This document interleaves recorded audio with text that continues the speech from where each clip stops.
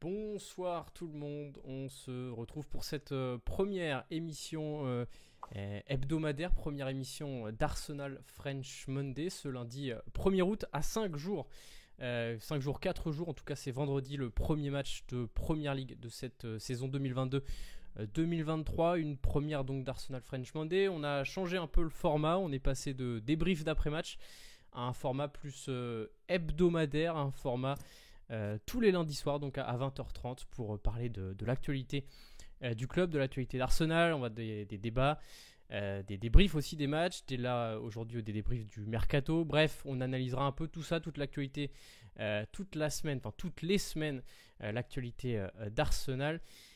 Cette semaine, pour commencer, pour la première, je suis avec 3 invités, 2 membres d'Arsenal French Club. Salut Corentin, salut Max.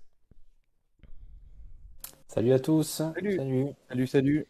Donc vous l'avez vu, ils sont donc en bas, Corentin juste en dessous de moi et Max sur votre droite, à la droite de votre écran en bas. Et je suis également avec un quatrième invité, un invité exceptionnel pour cette première. Salut Jérém, tu vas bien? Salut, je vois que je fais tâche sans maillot. C'est vrai que tu es le seul qui n'a pas mis de maillot, mais bon, c'est pas grave, on a tous sorti les beaux maillots. En plus, on a 3 maillots différents. J'avoue que j'ai une petite préférence pour le maillot de cette année avec le petit col. Il fait grave plaisir. Mais c'est celui de 94 que tu as, Corentin, non? Oui, c'est ça, oui. Ouais, c'est ça.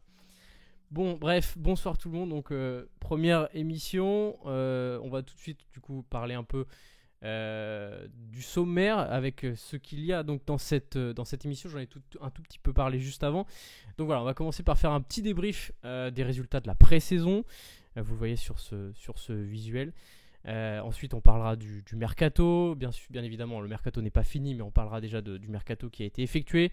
Ensuite, on fera un petit jeu avec la compo. Voilà, quel 11 probable pour Mikel Arteta pour ce début de saison. Et puis enfin, on finira par parler du calendrier et du début de saison crucial pour les Gunners avec 4 matchs contre notamment Crystal Palace, Leicester, Bournemouth et Fulham. Mais ça, on en reparlera un peu plus tard. Voilà, vous avez un peu le sommaire de cette émission. On va directement commencer par la pré-saison.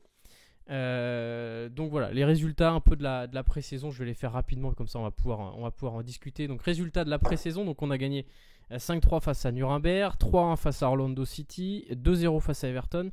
On a gagné 4-0 face à Chelsea, 6-0 face à Séville, et puis il y a eu également une défaite 2-1 face à Brentford à London Colney, donc au centre d'entraînement, mais c'était un peu avec l'équipe B, c'était au retour de la pré-saison aux États-Unis, donc on va dire que ce match ne compte pas, même si bon, c'était pour faire jouer ceux qui n'ont pas forcément joué souvent. Donc voilà, une pré-saison quasiment sans faute, avec des grosses victoires notamment contre Chelsea et Séville. Jérém, Bako, je vais me tourner directement vers toi. Qu'est-ce que tu as pensé de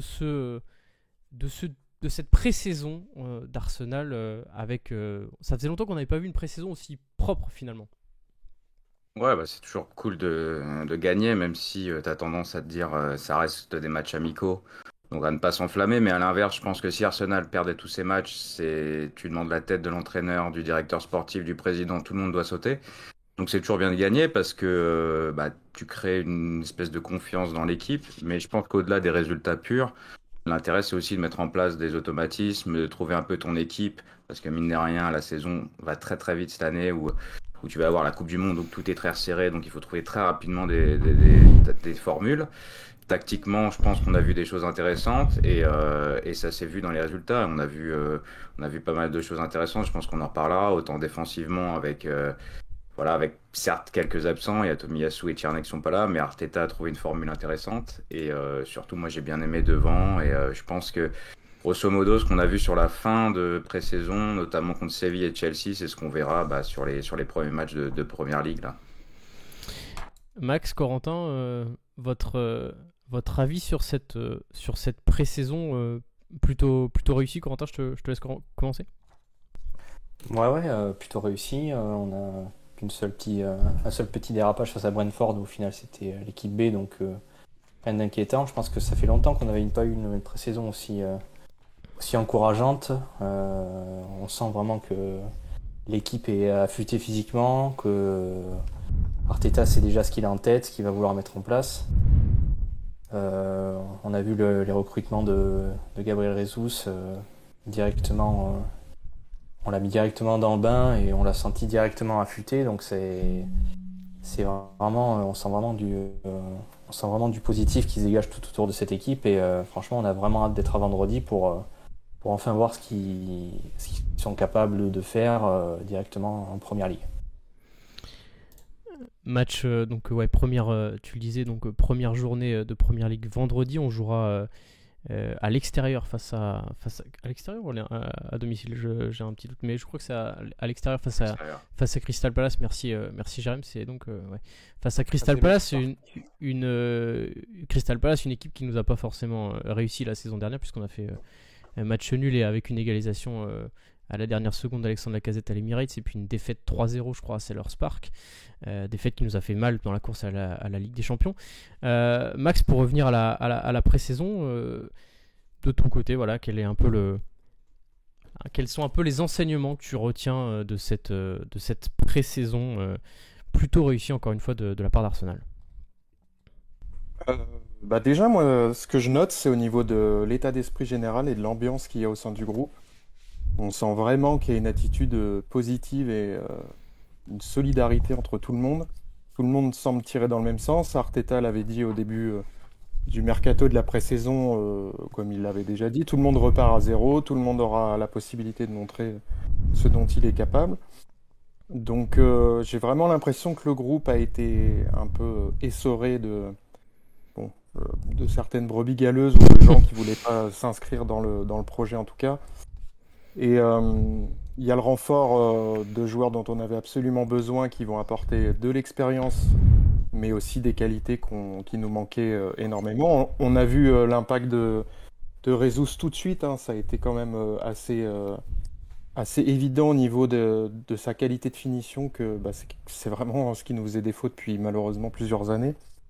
Je trouve que Zinchenko aussi j'ai été bluffé par ça. Bon, après, oui, ça reste des amicaux, donc c'est difficile de tirer de véritables enseignements. Je pense que Chelsea a joué quand même tranquillement, vu les espaces qu'il y avait.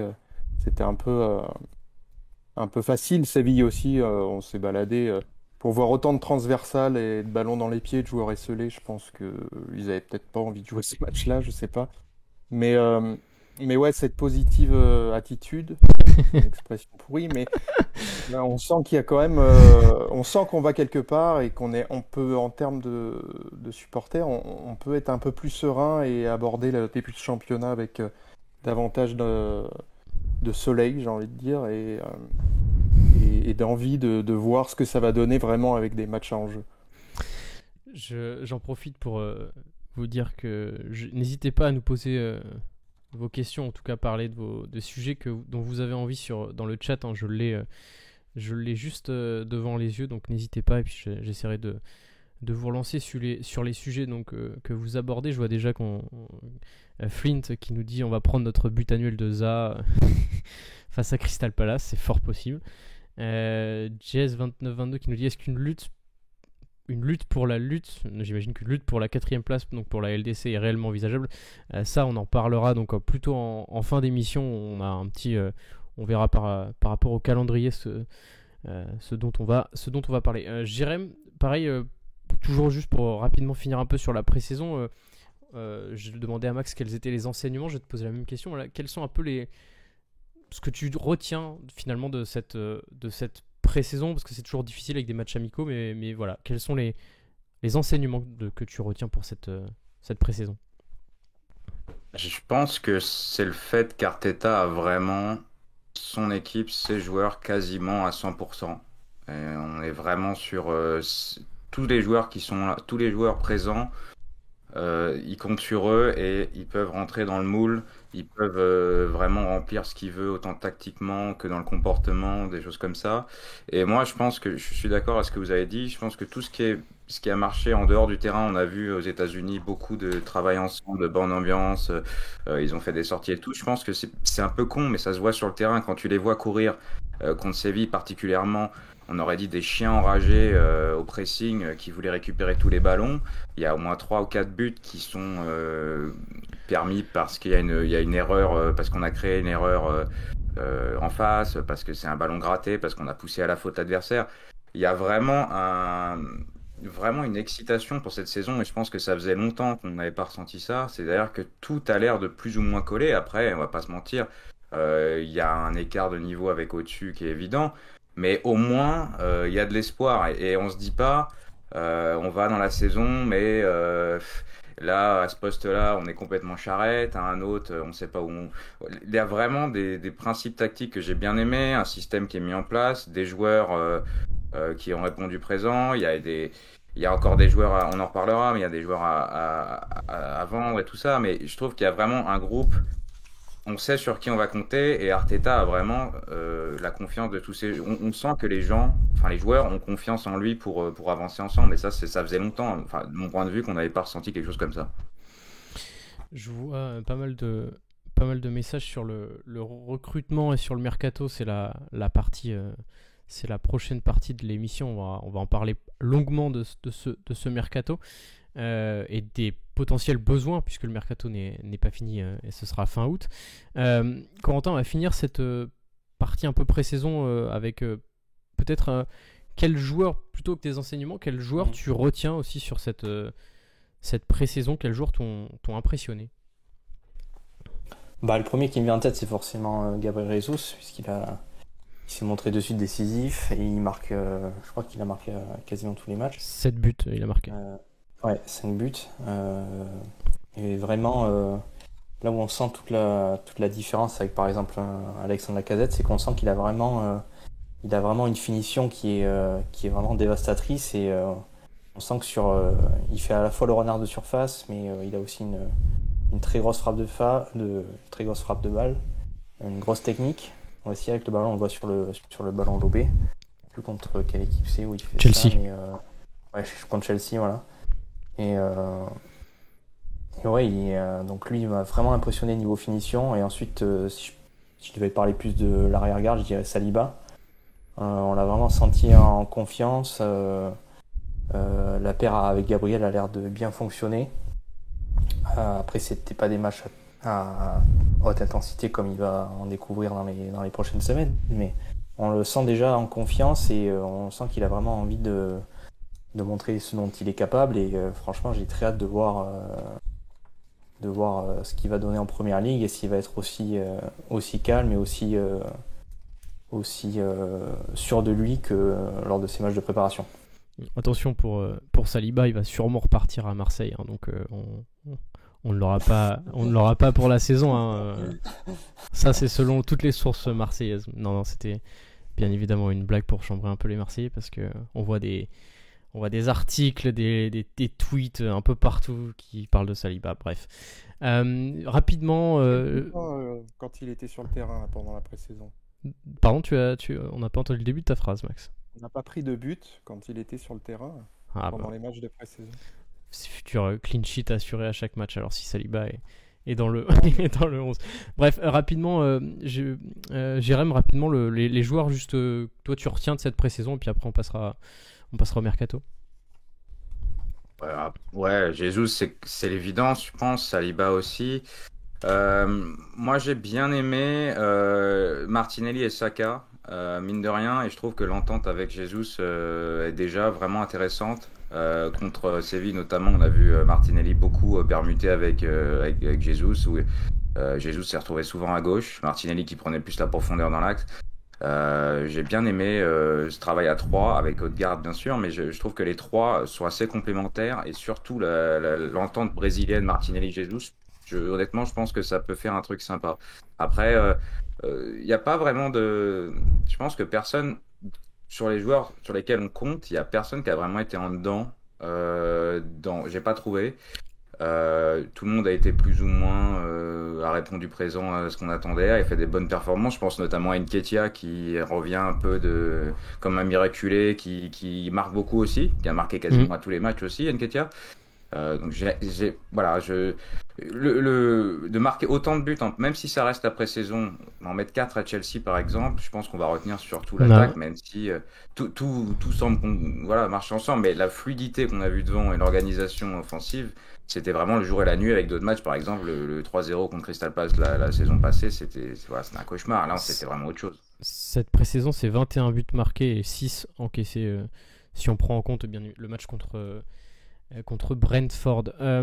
Dernière chose sur cette pré-saison, il y a une annonce qui a été faite par le club, une officialisation plutôt qui a été faite par le club il y a quelques jours, c'est le capitanat de Martin Odegaard. Juste rapidement pour en parler sur cette pré-saison, Max, le Martin Odegaard capitaine, c'est finalement ultra logique, c'est naturel de le voir porter le brassard. Je sais pas si c'est naturel et si c'était vraiment prévu dans les plans initiaux par rapport au relais qu'il y avait l'année dernière. Je pense qu'à la base, on était peut-être plutôt parti pour confier le brassard à Tierney, mais vu malheureusement, on peut pas compter sur lui pour. Il est beaucoup blessé malheureusement, et je pense que Arteta avait vraiment besoin d'un relais qui tienne le choc et la route. Et Odegaard est déjà capitaine de la sélection norvégienne. On l'a déjà vu même à son arrivée haranguer ses coéquipiers, motiver, parler beaucoup. Et c'est un mec qui a l'air vraiment sérieux et focus. Et j'ai vraiment l'impression que Mikel a trouvé son relais sur le terrain. C'est un mec qui fait pas de vagues, qui fait son travail et qui n'a pas peur de prendre des responsabilités. Donc oui, finalement, c'est un choix quand même logique. Après, je sais pas qui sera vice-capitaine. On va peut-être aussi arrêter de nommer 15 capitaines comme c'était à l'époque avec Emery, que ça n'a aucun sens. Mais pour moi, oui, ça reste un choix logique finalement de par des qualités humaines, je pense aussi en termes de management. Arteta, il sait qu'il peut compter sur lui. Qui peut mener son équipe et même si évidemment on n'est plus dans les années 90-2000 où le brassard avait une signification bien plus forte que maintenant, mais oui, moi je trouve que ça lui va très bien et il fait très bien, il tient très bien le job, donc pas de surprise après avoir au fil de la saison, mais j'ai aucun doute sur sa capacité à tenir ce rôle et à bien le faire. Je vous ai mis à l'écran à l'instant un article que la rédaction d'Arsenal French Club a écrit justement sur le capitanat de Martin Odegaard. Je vous invite à les lire, bien évidemment. Il suffit de taper arsenalfrenchclub.fr sur Google et vous trouverez l'article dans les plus récents. Ça me permet de dire que la rédaction fait un travail de malade et produit de nombreux articles de fond sur tout ce qui se passe autour de club. Donc voilà, n'hésitez pas bien évidemment à aller voir ce qu'on fait et de partager sur les réseaux, etc. Ça nous fait toujours extrêmement plaisir quand vous partagez notre travail, bien, puisqu'il est, encore une fois je le rappelle, bénévole si certains ne le savaient pas ou en tout cas en doute. Bref, pour Martin Odegaard, je vais vous donner la parole, Corentin et Jérém. Corentin, sur Martin Odegaard, logique. Logique dans le sens où il avait déjà été capitaine par le passé avec la Norvège, donc c'est pas un rôle qui lui est inconnu. Après, à voir sur une saison entière comment il se débrouille. Est-ce qu'il va arriver à bien haranguer les troupes, à motiver les joueurs dans les moments difficiles? Ça c'est des situations qu'on a hâte de voir. Mais je pense que moi, de mon point de vue, je pense qu'il va faire un très bon capitaine et il va bien faire le lien à la fois technique et aussi dans le vestiaire sur le désir d'Arteta, sur ses plans de jeu, etc. Je pense qu'il va faire un excellent relais entre l'entraîneur et les autres joueurs. Donc moi je pense que ça va être un très bon capitaine. Après, comme j'ai dit, on va voir dans les situations compliquées comment tout ça se goupille. Je vois que sur Sur le chat, on nous dit Odegaard représente parfaitement notre projet et l'état d'esprit qu'on veut pour l'équipe. Capitaine, parfait. C'est également ton avis, Jérém? Ouais, bah, c'est le leader technique. Maintenant, à voir comment ça, si c'est un leader charismatique. Surtout que je trouve qu'il y a, il l'a dit lui, Odegaard. Après, je crois que c'était sur le site d'Arsenal, c'est que c'est vraiment pas que le brassard, c'est presque symbolique en fait comme chose. C'est que après, c'est dans les actes que tu vois, il y a on sait que Xhaka est aussi très Xhaka, Gabriel, des joueurs comme ça qui parlent beaucoup. À partir du moment où Xhaka, c'est plus une option comme capitaine et que l'effectif est mine de rien extrêmement jeune et que, comme vous l'avez dit, les options étaient Tierney, qu'il est souvent blessé. Voilà, le choix, oui, finalement, apparaît assez logique. Il a une expérience internationale avec la Norvège. Mine de rien, la trajectoire de ce gars est assez intéressante. Le très très jeune espoir carrière au Real, ça n'a pas forcément super bien marché. Tous les prêts qu'il a fait, Arsenal, il arrive. Finalement, il a 23 ans, je crois, mais c'est un des joueurs les plus expérimentés. Donc, je vois une certaine logique, mais c'est vrai qu'on pensait peut-être pas il y a un an, enfin même pas un an, à moins que ça, que ça allait être lui le capitaine avec tous les joueurs qui sont partis. Mais moi, je vois surtout, comme vous l'avez dit, un relais entre le côté technique et le côté leader sur le terrain, à voir comment il gérera plus tard dans la saison. Mais je pense que c'est surtout que Arteta en a parlé, il y a un groupe de leaders en fait. Et avant, il y avait avec Emery, c'était le groupe des capitaines. Maintenant, je pense qu'ils sont un peu sortis de ça, et heureusement, comme vous l'avez dit. Mais il y a plus un groupe de leaders qui fédère un peu tout ça. Il y en a un peu symboliquement qui porte le brassard. Je pense que voilà, c'est pas si important que ça, même s'il en faut. Et c'est intéressant de voir le choix, mais je pense que c'est vraiment au-delà de lui. Pour faire la transition, justement, Martin Odegaard, jeune joueur qu'on a recruté l'année dernière, alors qu'il avait déjà fait un prêt de 6 mois, qu'on a officiellement recruté la saison dernière, ce qui me permet de faire le lien bien sûr avec le mercato qu'on fait maintenant, puisqu'il fait partie de cette nouvelle stratégie, on va dire, de recruter des jeunes joueurs avec du caractère, mais qui ont quand même déjà de l'expérience. Pour parler du mercato, justement, je me suis noté un peu les départs, et puis d'ailleurs ça me permet aussi de... Alors attendez, hop, les arrivées, voilà. Le visuel des arrivées, d'ailleurs j'en profite pour remercier Lucas, qui est notre graphiste et qui nous a fait tous ces visuels que vous voyez pour l'émission. Merci à lui, parce que c'est un gros taf et ça nous permet de vous proposer ce travail, ces émissions qu'on va vous proposer toute l'année, toute la saison. Bref, pour revenir sur le mercato, donc on a recruté Marquinhos, donc de Sao Paulo, il a 19 ans. Sao Paulo, par contre, c'est pas ça. J'ai dit oui, il manque un A sur le C'est AU. Ouais, c'est AU d'ailleurs. Bref, Matt Turner, donc on avait recruté, mais déjà c'est pas sur le budget de cet été, c'est plutôt sur le budget, on l'a recruté plutôt en la saison dernière. Donc Matt Turner de New England en MLS, donc gardien qui sera numéro 2, puisque il semblerait que Leno se dirige vers Fulham, mais ça on parlera des départs plus tard.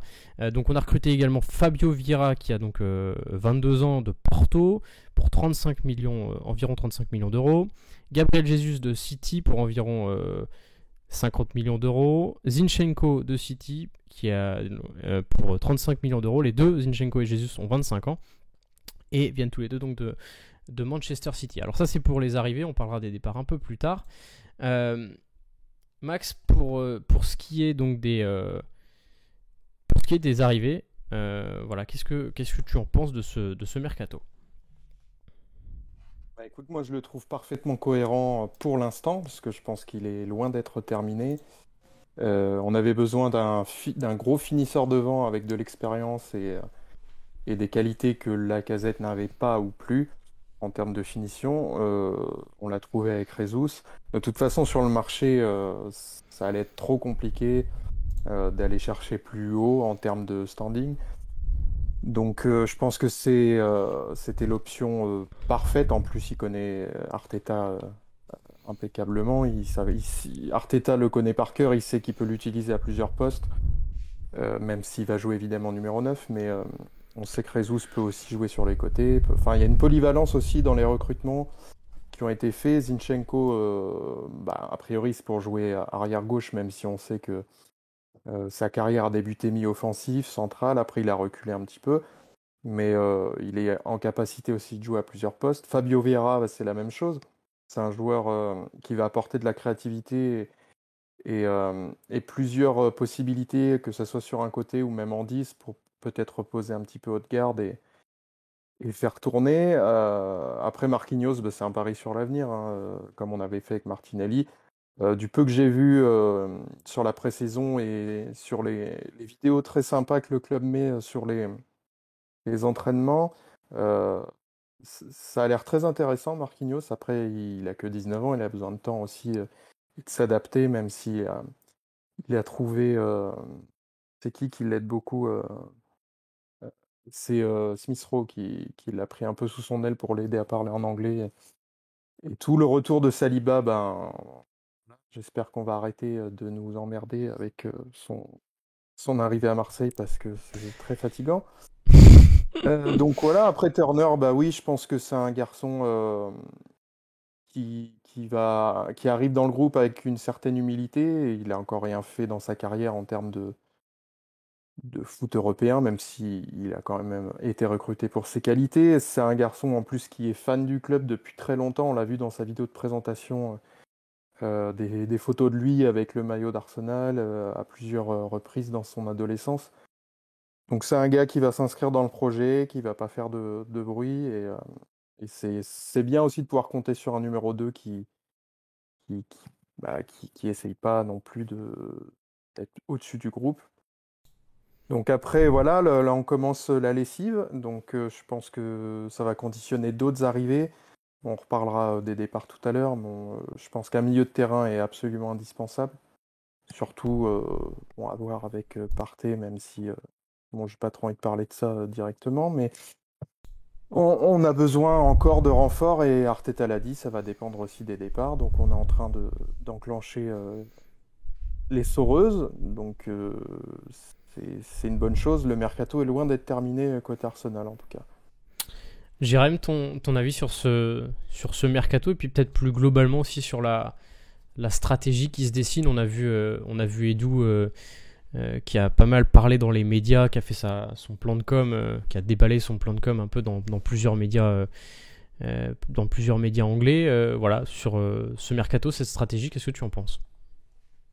Ouais, c'est dans la lignée de ce qu'on fait depuis il y a un peu plus d'un an maintenant. C'est-à-dire qu'il n'y a aucune recrue de plus de 25 ans. Et encore, avant cet été, elles avaient moins de 25 ans. Et il y a un dégraissage massif, mais extrêmement compliqué à faire sur tous ces joueurs recrutés sur des salaires beaucoup trop élevés par rapport à leur niveau qui sont invendables. Donc voilà, il faut s'en séparer. On est sur 15-20 départs de, je sais plus, je crois que c'est 16 ou 17 sur 2-3 saisons, ce qui est quand même assez immense. Il n'y a plus que 2 joueurs titulaires par rapport à la première compo d'Arteta, à savoir Xhaka et Saka. Et ouais, on a plein de nouveaux joueurs qui s'intègrent plus ou moins. La moyenne d'âge de l'équipe doit être autour de 23-24 ans maintenant.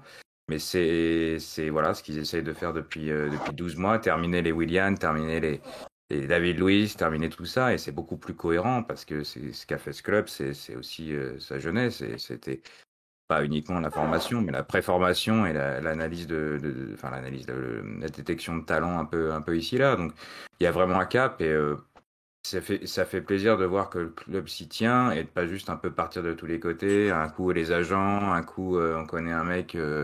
Ce club-ci, de jouer à la facilité. Là, il y a vraiment.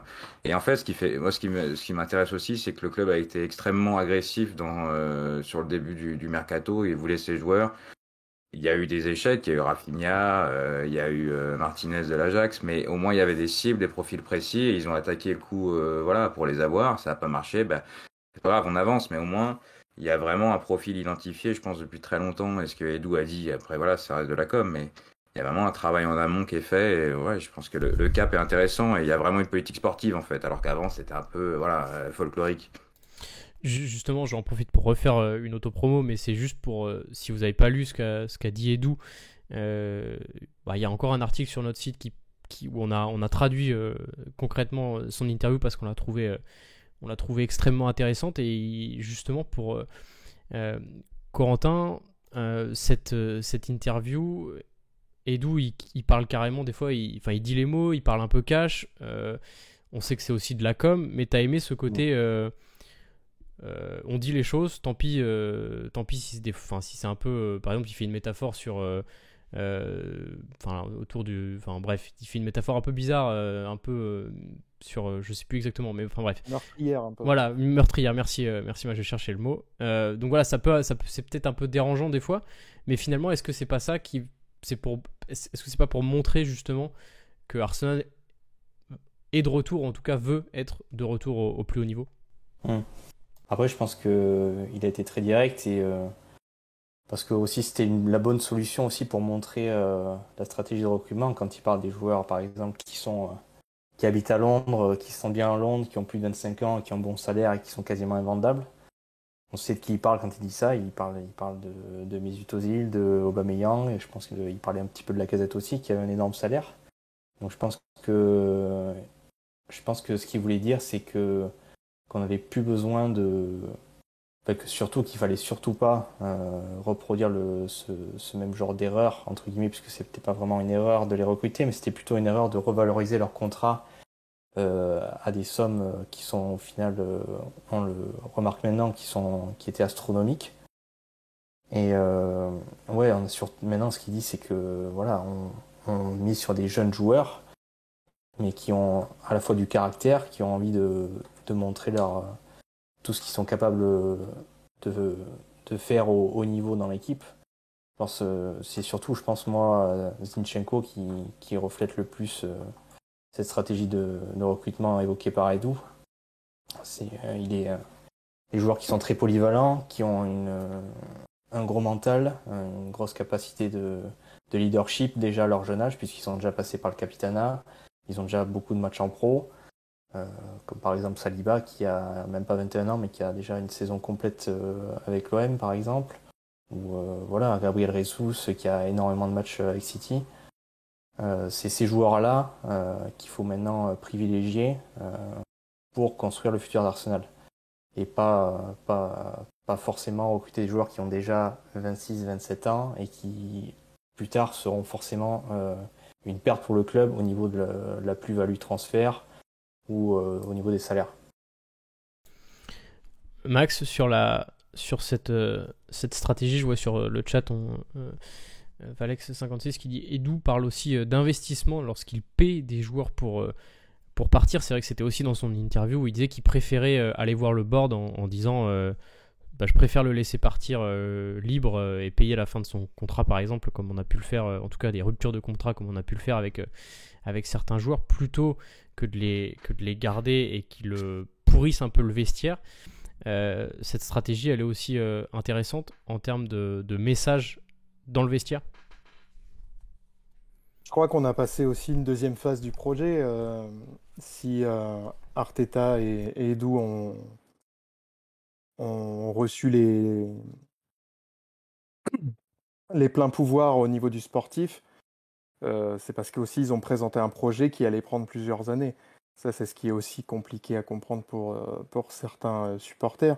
Mais déjà, tu récupères un groupe qui est un peu quand même pourri par certains parce qu'il y a des soucis au niveau des salaires, il y a des soucis au niveau des attitudes et des investissements. Et je pense que c'était leur première mission, c'était d'assainir le groupe, d'arrêter de payer des mecs beaucoup trop chers qui se sont focus sur leur confort et qui n'étaient plus du tout investis dans le projet. Et on parlait presque plus de foot pour certains. Et surtout, ça a causé du mal à tout le club parce que ce que Arteta disait dès son arrivée, c'était de retrouver les valeurs du club et ses traditions et de retrouver aussi du respect sur Arsenal parce qu'il y a quand même une période où on était devenu la risée sur plein de points. Là, j'ai l'impression que l'état d'esprit, les messages sont bien passés en tout cas, puisque certains sont partis. Et oui, c'est comme dans toute entreprise, quand ça se passe mal avec un salarié, tu lui donnes son solde de tout compte, et puis ciao, et puis ça le fait pas, tant pis, on prendra quelqu'un d'autre. Après, oui, ça peut paraître incohérent parce que c'est des joueurs qui ont des valeurs économiques et qu'on s'assoit dessus, mais finalement, plutôt que continuer à les payer alors qu'ils ne vont pas être dans le projet, ça n'a aucun sens. Donc oui, tu négocies des résiliations ou tu t'arranges en les prêtant en prenant en charge des grosses parties du salaire. Donc ça fait partie du jeu, c'est peut-être un peu risqué économiquement à l'instant T. Après, je pense que c'est aussi des économies importantes faites. Sur tous les joueurs qui sont partis, on a fait énormément d'économies en termes de masse salariale. Donc ça permet aussi de réinvestir derrière, de garder aussi une manne qui peut être intéressante pour recruter derrière aussi. Il fallait en passer par là, de toute façon. On ne peut pas non plus continuer à aller à l'inverse du projet. Et comme Edu l'avait dit aussi, on verra un Arsenal qui tiendra la route et cohérent à partir de 2022-2023. Donc là, on rentre dans cette phase.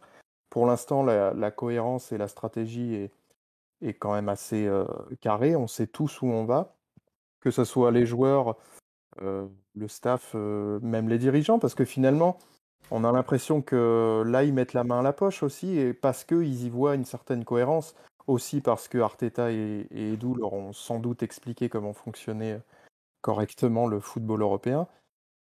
Donc forcément, si tu veux continuer à créer des dividendes, il faut être aussi ben, compétitif sur le terrain. Ça passe par là. Donc moi, je suis content de voir que on veut retrouver un Arsenal qui brille, qui est respecté, qui attire du beau monde, qui fait du jeu, qui fédère ses supporters, mais aussi il faut accepter qu'il faut en passer par des étapes qui peuvent être un peu difficiles ou incohérentes de notre point de vue de supporter, mais après on a quand même la chance d'avoir un tandem qui sait ce qu'il fait. Après, comme le disait Jérém tout à l'heure, on a arrêté aussi de partir dans le n'importe quoi avec des agents, avec des commissions et tout ça. Donc voilà, Vlahovic, c'est aussi un exemple, ça s'est pas fait, on s'est fait bananer un petit peu et trimballer par les agents.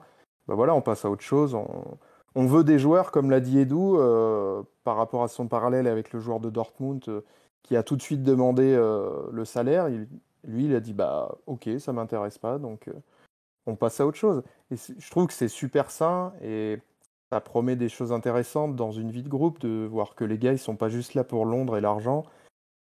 Et ça fait du bien. Donc c'est positif tout ce qui se passe pour l'instant. Après, on le verra dans la compétition. Ça se joue à plein de choses. Mais pour moi, il y a une cohérence qui est vraiment agréable et on va dans le bon sens.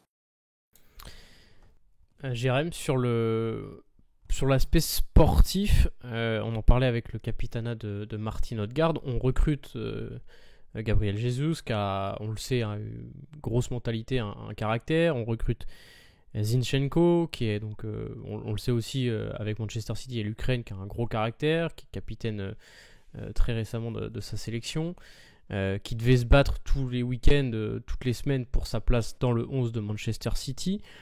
On a des joueurs comme toujours Granit Xhaka, même Bukayo Saka, Martinelli, Ramsdale, Gabriel ou encore White. Je ne vais pas tous les citer, mais on voit vraiment que toute l'équipe maintenant a une sorte de mentalité différente, et d'où justement parler de cette mentalité de tueur.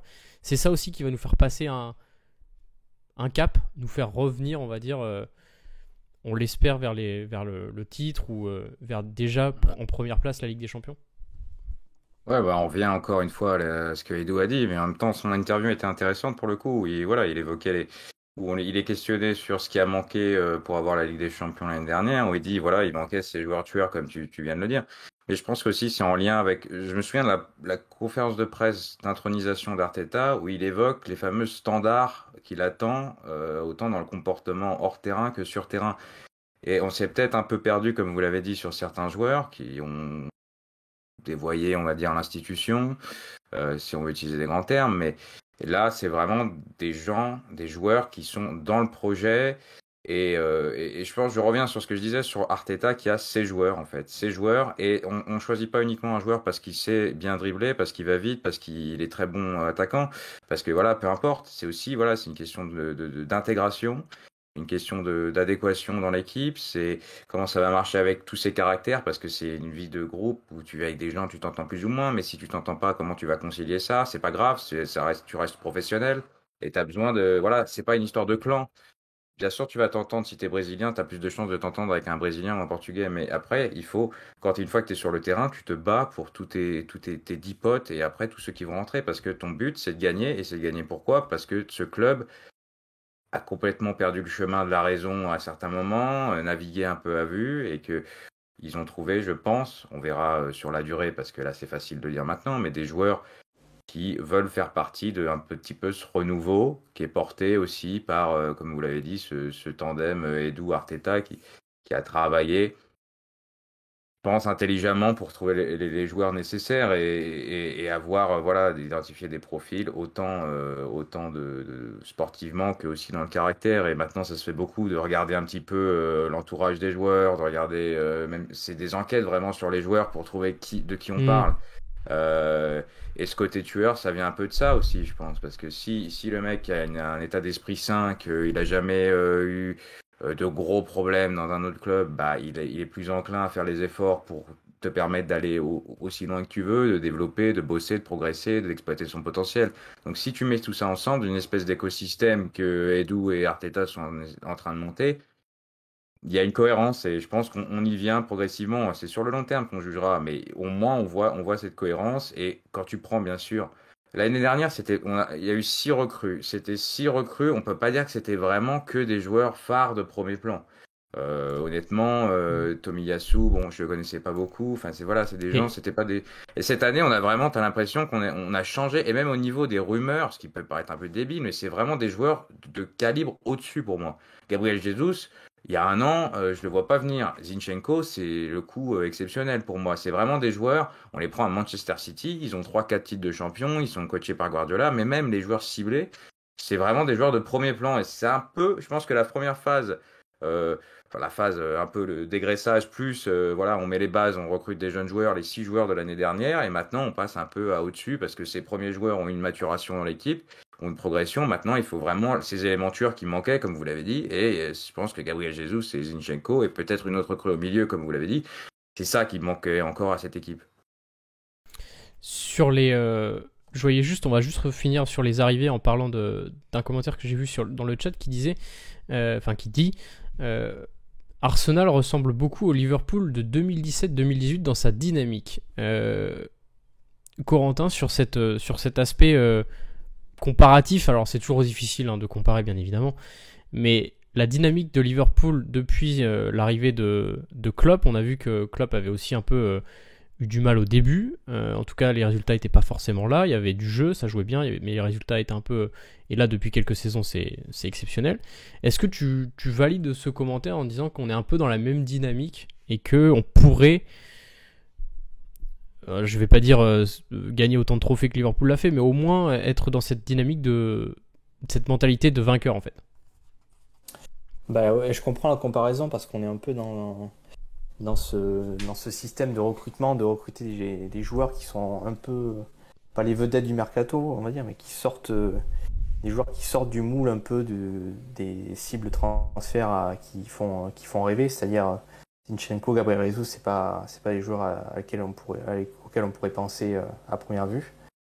Comme Liverpool quand ils ont recruté par exemple Firmino ou Mohamed Salah ou Sadio Mané, c'est pas des joueurs qui, au moment où ils sont recrutés, c'était des joueurs de stars de renommée internationale ou c'était des joueurs qui avaient une grande qualité certes, mais qui n'avaient pas explosé au plus grand niveau.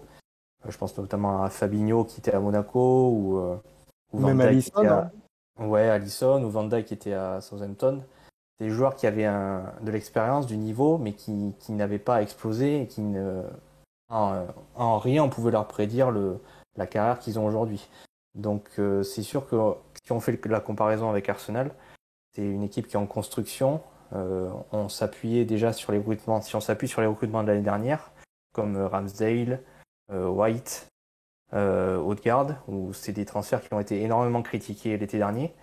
Et aujourd'hui, je pense qu'il y a plus grand monde, voire plus personne qui remet ces recrutements-là en cause. Donc c'est un peu un process qui qui dure dans le temps, hein, qui a commencé à l'arrivée d'Arteta. Et Arteta, d'ailleurs, quand il est arrivé, il disait qu'il lui manquait à peu près 7-8 joueurs majeurs dans le 11. Donc, c'est dire déjà l'ampleur de la tâche était donnée au début. Et c'est comme Liverpool 2015-2016 où ils ont une équipe qui est complètement différente de l'équipe qui a remporté la Ligue des Champions. Donc, ouais, moi je comprends cette comparaison, même si c'est pas forcément le même style de jeu ni les mêmes profils de joueurs, mais je comprends la comparaison dans le sens où c'est une progression qui est linéaire et on voit le projet et avec quel joueur le projet va s'articuler. On va un peu avancer dans les sujets parce qu'au final, on sait qu'on a beaucoup de choses à dire, mais on n'a pas prévu une émission qui fasse 3 heures non plus.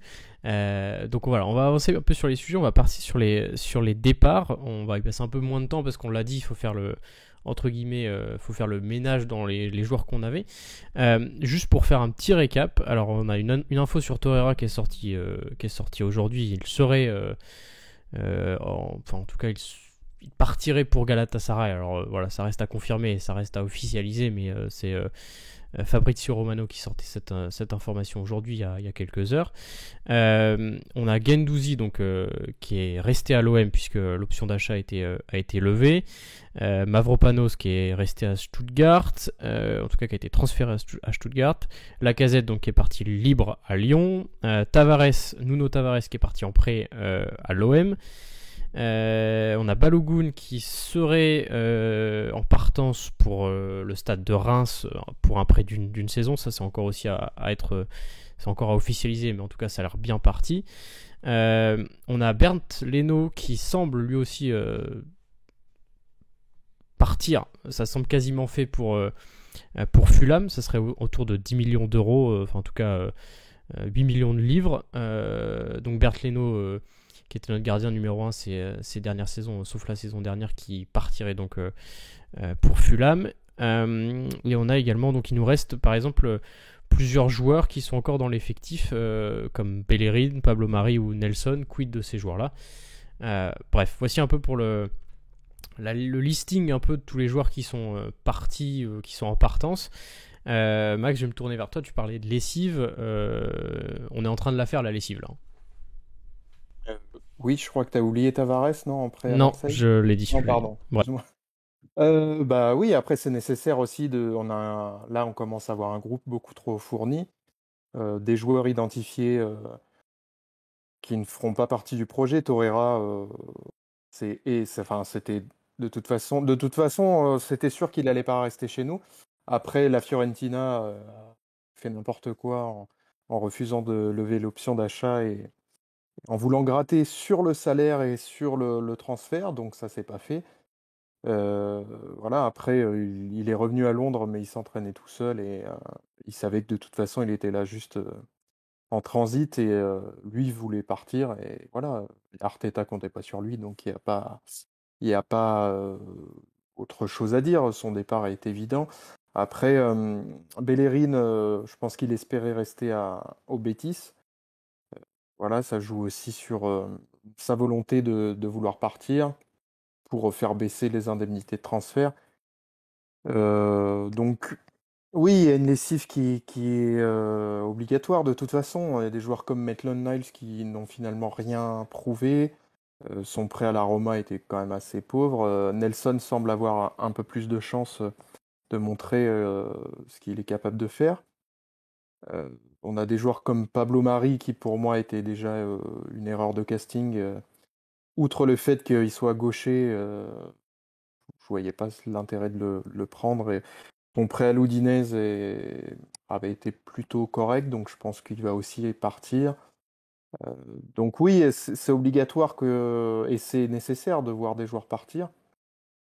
Et parce que derrière aussi, là on se dépêche peut-être aussi un petit peu de faire la lessive parce que le mercato n'est pas terminé non plus dans le sens des arrivées. Il faut dégager un petit peu des fonds pour financer l'arrivée d'au moins un joueur, je pense, à un milieu de terrain, peut-être un autre joueur encore. Mais pour moi, un milieu de terrain semble nécessaire et indispensable. Donc oui, il y a des joueurs sur lesquels Arteta ne comptait pas du tout de toute façon. Donc je pense que il regrettera pas Guendouzi par exemple, loin de là.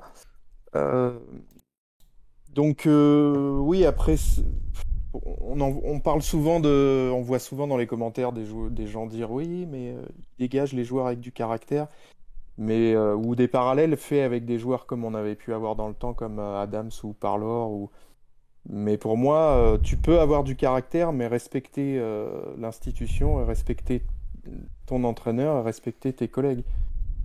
C'est là où est la grosse différence. Tu peux avoir du caractère sur le terrain, mais aussi être respectueux et te fondre dans un collectif. On l'a vu avec plusieurs joueurs que malheureusement, c'était pas le cas. Et ça, Arteta, il en veut absolument pas. Il en a fait la chasse. Donc là, il veut, voilà, comme le disait Bako aussi, il a ses joueurs maintenant. Peut-être pas encore à tous les postes, mais Ju- il a ses joueurs. Justement, on n'aura pas le temps aujourd'hui de parler des potentiels recrues. On en fera, je pense qu'on en parlera la semaine prochaine dans cette émission du lundi soir pour voilà, voir quels joueurs il manque encore à notre effectif. Pour ceux qui partent, je voudrais avoir ton avis, Jérém, sur Bernd Leno. Qu'est-ce que tu vas retenir de son passage à Arsenal Est-ce que tu es déçu finalement de le voir partir et est-ce qu'il aura finalement été un peu sous-coté vu la défense qu'il avait au fil des saisons quand il était numéro 1 chez nous? Ouais, c'est possible. Le problème dans un club, c'est que d'avoir deux numéros un, 2, plus ou moins d'un bon niveau, ça n'a jamais marché. Il y a un moment où ça va toujours péter et où celui qui joue pas va vouloir jouer, et c'est logique. Je pense que c'est deux gardiens assez différents. Leno, pour moi, était extrêmement bon sur sa ligne en termes d'arrêt et beaucoup plus de mal dans le jeu au pied. C'est ce qu'on demande maintenant. Beaucoup de gardiens, notamment Arsenal, c'est plutôt bon et adroit avec le ballon. Dans ses sorties, il y a eu quelques bugs, mais sur sa ligne, il était très bon. Je pense que sur la fin, il a eu quelques bugs qui ont peut-être fait oublier qu'il a eu une période assez excellente à Arsenal où il a permis de sauver un certain nombre de matchs et des arrêts assez dingues. Je pense qu'on a un peu oublié. Ouais. Euh, Encore une fois. C'est vrai qu'il avait devant lui Mustafi, David Luiz, Socrates, tout ça. C'est pas aussi simple, mais voilà, après, c'est comme ça que ça marche. Moi, c'est encore une fois le problème, c'est que le montant évoqué, on est autour de 8-10 millions. Bon, c'est dérisoire, mais c'est embêtant en même temps, t'es un peu bloqué parce que tu as recruté un autre gardien, ton deuxième gardien veut partir, il va partir, tu n'en veux plus vraisemblablement. T'es un peu pris dans un truc et comme d'habitude, Arsenal, soit c'est au niveau du timing, soit, je sais pas, arrive mal à démarcher les autres clubs, les agents. Il y a un vrai problème au niveau de la vente. Mais un gardien, pour le coup, Fulham, s'il récupère Leno à 10 millions, pour moi, c'est un super coup pour eux. Surtout pour un promu qui récupère un gardien qui, pour moi, peut être titulaire dans pas non plus le meilleur gardien du monde, mais il peut être titulaire dans une majorité d'équipes, je pense, de Première Ligue. Donc bon, moi je pense que c'est un bon coup pour eux. Arsenal, voilà, on en a profité un certain temps. Il y a eu certaines limites. Je pense que le recrutement de Ramsdale, c'était pour passer aussi un cap dans la construction. Je cours vers construire de l'arrière et tout. Leno avait pas ses qualités, il en avait d'autres. Voilà, mais je pense qu'il faut pas oublier quand même Ouais. qu'il a fait de très très très bons matchs. Et voilà, il ne faut pas oublier ça. Corentin, plutôt sur les départs en tout cas en prêt, je vais plutôt parler celui de Nuno Tavares. Pour toi, c'est une bonne chose qu'il parte en prêt et notamment à l'OM où il va pouvoir notamment jouer la Ligue des Champions et prendre du temps de jeu. Bah oui, c'est une bonne nouvelle puisque on a vu qu'il manquait peut-être un petit peu d'expérience dans les matchs où il a joué l'année dernière. Et je pense que ça va lui permettre déjà de jouer peut-être pas la totalité, mais la grande partie des matchs à l'OM. Je pense qu'il va acquérir du temps de jeu. Ça va lui permettre peut-être de se poser, mais de se refroidir la tête. Mais c'est peut-être pas le club idéal pour ça. Mais je pense que ça va lui permettre surtout de prendre de l'expérience et puisque de toute façon il était bloqué avec l'arrivée de Zinchenko, donc il fallait lui trouver une option, il fallait trouver une option pour lui. Et je pense que le fait qu'il parte en prêt plutôt qu'un transfert définitif, c'est quand même bien, puisque je pense que c'est quand même un joueur qui a un très gros potentiel. Il l'a montré offensivement, mais c'est surtout défensivement où ça pêche. Il fait des fois des choix où ça se voit qu'il ne réfléchit pas du tout à ce qu'il fait. Donc j'espère que ce prêt, ça va lui permettre Sans d'acquérir du temps option, de jeu, de l'expérience. Oui, sans option d'achat. Donc c'est sûr non, tu le répètes tout le temps maintenant. c'est sans option d'achat, on le répète. Et ouais, je pense que ça peut être que du positif pour lui.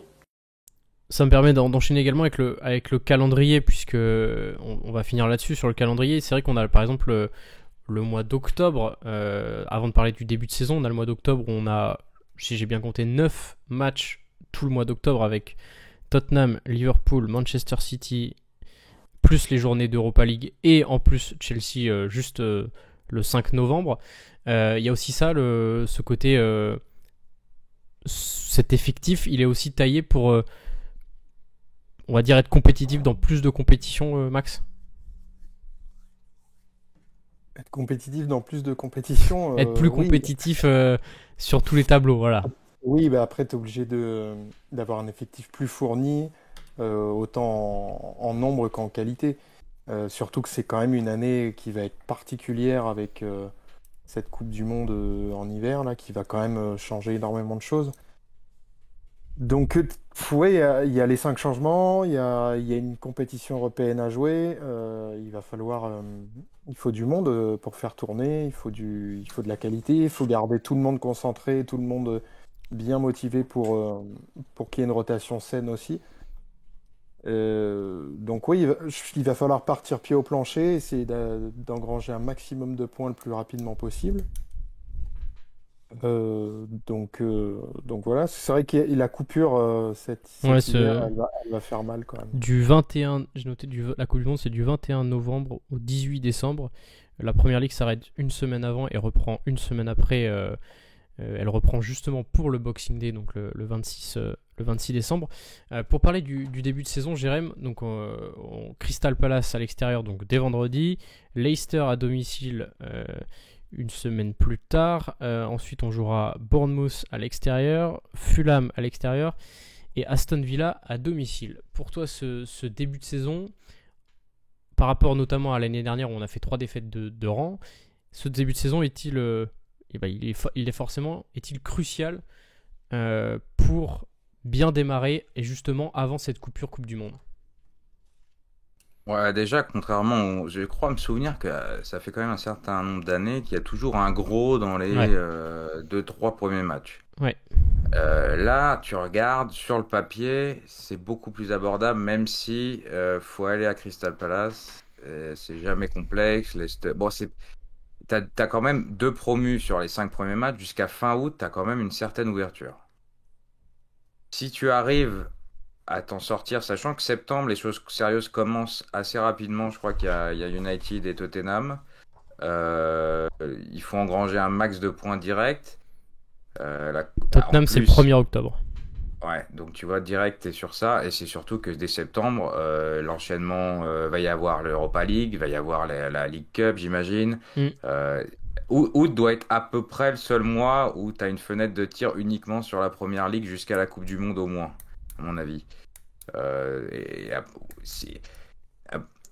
Ça va dépendre aussi de comment tout se goupille, mais si fin août, tu as réussi à plus ou moins gagner une grande majorité de matchs, c'est toujours le premier match de la saison, c'est toujours un peu compliqué de savoir comment ça va se passer.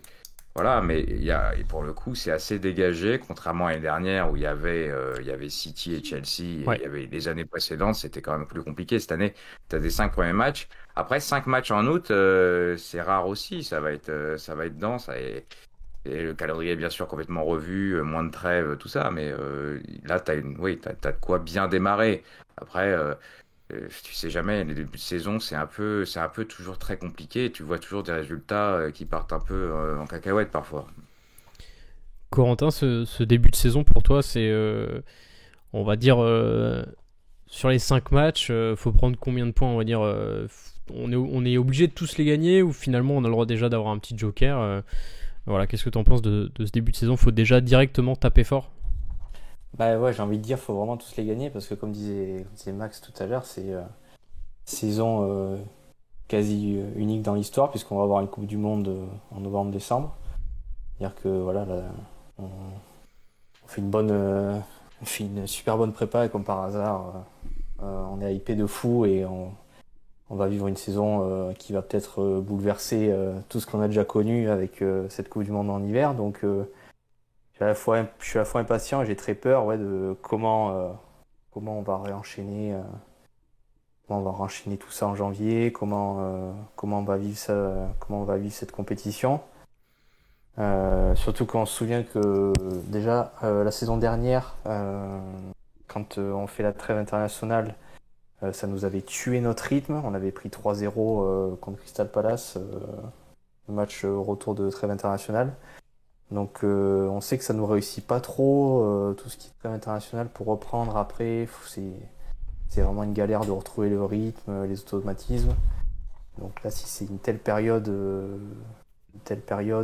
en plein hiver en plus, ça va être assez perturbant pour les joueurs, je pense. Donc ouais, je suis plutôt d'avis de gagner le plus de points possible dès le début de championnat et je pense que c'est ça qui va faire la diff sur la fin cette année. Et en plus, forcément, ça donnera confiance aux joueurs et au projet d'Arteta. On arrive sur la fin donc, de cette première émission. On a un peu débordé, mais on avait beaucoup de choses à aborder en ce début de saison. Je vois un dernier commentaire de Madax qui nous dit les gars, vous allez faire des débriefs des épisodes de All or Nothing donc sur Amazon Prime. Ça pourrait être grave intéressant. Alors, c'est une idée. On va y réfléchir en interne, mais c'est vrai que ça me permet justement de rappeler que les 3 premiers épisodes sont disponibles, si je dis pas de bêtises, jeudi. Donc voilà, on a déjà pu voir les trailers diffusés par Amazon qui donnent grave envie de regarder cette petite série sur la saison dernière. Donc voilà, jeudi soir, en tout cas jeudi, les 3 premiers épisodes du All or Nothing d'Amazon Prime Vidéo, et puis on verra si en tout cas on vous tient au courant si on fait des débriefs peut-être en mode space sur Twitter. On verra si on organise ça en fonction des disponibilités de chacun. Je voulais juste finir nous de notre côté avec un petit recrutement, on va dire. On a besoin de monde. Voilà, on fait de la. on a besoin de monde pour nous aider à continuer ce qu'on fait depuis maintenant plus de 10 ans. Donc voilà, vous avez le visuel à l'écran. On recherche un petit community manager pour poster sur Twitter, Facebook et Insta tous les jours parce qu'on a besoin de vous parler de l'actualité du club. On a besoin de monde. On a besoin aussi d'une personne qui serait à la gestion de cette émission, puisque là c'est moi qui l'ai fait, de vous mettre les visuels, etc., les caméras. Mais si je pouvais ne pas le faire toutes les semaines, je vous avoue que ça m'arrangerait, ça me permettrait de me concentrer un peu plus sur l'animation, voilà, en tout cas, et puis un modérateur pour le chat Twitch. Donc voilà, on vous laisse, on vous remettra un message sur les réseaux sociaux, mais j'avais juste besoin de vous lancer cette petite partie recrutement pour l'émission. J'en profite que vous soyez aussi nombreux ce soir pour nous écouter et nous regarder. Donc on arrive à la fin de cette émission. Je voudrais remercier Jérém d'être venu. Merci beaucoup d'avoir accepté cette invitation pour la première. C'était un plaisir de t'avoir. Merci à vous. Puis on n'hésitera pas à te réinviter dans 6 mois quand on sera 20e de... Non, je déconne. Et qu'on te fera t'expliquer sur tout ce que tu as dit. Non, normalement on sera pas 20e et on sera peut-être dans les meilleures places. Mais en tout cas, bref. Merci beaucoup d'avoir accepté cette invitation. Et puis je vais également remercier Corentin et Max d'être venus pour cette première, les piliers d'AFC. Merci à toi Albin, fabuleux animateur. Ah, tu vas me faire rougir. Bref, avant que ça ne devienne bizarre pour ceux qui nous écoutent encore, merci beaucoup d'avoir été aussi nombreux ce soir. On se retrouve donc la semaine prochaine. Lundi 8 août, je crois, si je dis pas de bêtises. Oui, forcément, lundi. Ouais, voilà, mais je sais plus compter. Lundi 8 août, 20h30. Et voilà, on vous tient au courant de cette émission. Mais en tout cas, voilà, tous les lundis maintenant, Arsenal French Monday, comme c'est facile à retenir. Le lundi à 20h30 pour parler de toute l'actualité autour d'Arsenal. Merci beaucoup tout le monde. On se retrouve donc la semaine prochaine. Ciao tout le monde. Salut, ciao, bonne soirée. Ciao, ciao. Salut.